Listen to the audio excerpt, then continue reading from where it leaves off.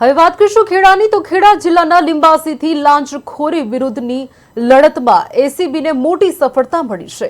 Police જેવા જવાબદાર પદે ફરજ બજાવતો એક કોન્સ્ટેબલ જાહેરનામા ભંગનો ગુનો દાખલ ન કરવા લાંચ માંગતો રંગે હાથ ઝડપાયો છે। કંપનીના કર્મચારી પાસેથી ₹60,000 લાંચની માંગણી કરીને અંતે ₹40,000 લેતા ઝડપાયેલા આ કોન્સ્ટેબલ વિરુદ્ધ હવે કાયદેસરની કાર્યવાહી હાથ ધરાઈ છે।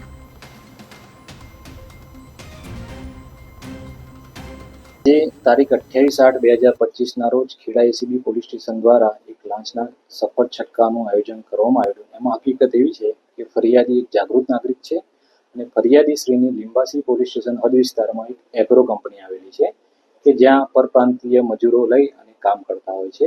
તો એ પૈકી એક મજૂરને રોડ અકસ્માત થતા એમનું મૃત્યુ થયેલું, જે બાબતે લિંબાસી પોલીસ સ્ટેશનમાં ગુનો પણ દાખલ થયેલો છે। તો આ પરપ્રાંતિયોની તપાસ કરવા માટે લિંબાસી પોલીસ સ્ટેશનના પોલીસ ઇન્સ્પેક્ટર તેમના સ્ટાફ સાથે ફરિયાદીની કંપનીમાં ગયેલ અને ત્યાં બે પરપ્રાંતીય વ્યક્તિ મળી આવતા તેઓને પોલીસ સ્ટેશન ખાતે લઈ ગઈ અને ફરિયાદીને જણાવેલ કે તમે લિંબાસી પોલીસ સ્ટેશન ખાતે આવીને મળી લેશો। જે અનુસંધાને ફરિયાદી લિંબાસી પોલીસ સ્ટેશન ખાતે જાય છે ત્યારે હાલ જે લાંચના છટકા દરમિયાન જે આરોપી પકડાયેલ છે પોલીસ કોન્સ્ટેબલ પંકજભાઈ મેર, તેઓ ફરિયાદીશ્રીને મળે છે અને એવું જણાવે છે કે જાહેરનામા ભંગનો કેસ ન કરવા માટે સાહેબે ₹60,000 કયા છે। તો ફરિયાદી રકજકની વિનંતી કરે છે એટલે છેલ્લે ₹30,000 આપવા પડશે અને ₹10,000 પોતાના એમ કહીને ₹40,000ની લાંચની માગણી કરે છે।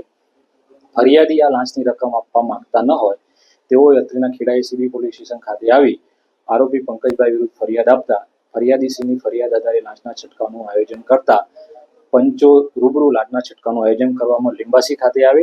તે દરમિયાન હાલના આરોપી ટ્રેપ દરમિયાન ₹40,000ની લાંચ લેતા પકડાઈ ગયેલ છે। હાલ આ આરોપીને એસીબી દ્વારા રાઉન્ડ અપ કરવામાં આવે છે અને આગળની તપાસ ચાલુ છે। સર, આ સમગ્ર ઘટનાની અંદર જે રીતે કોન્સ્ટેબલ જણાવી રહ્યા હતા કે સાહેબે ₹60,000ની માંગ કરી છે, કયા છે આ મામલે શું તપાસ? હાલના તબક્કે police inspector Limbasi police station વિરુદ્ધના એવા કોઈ સીધા પુરાવા મળી આવેલ નથી।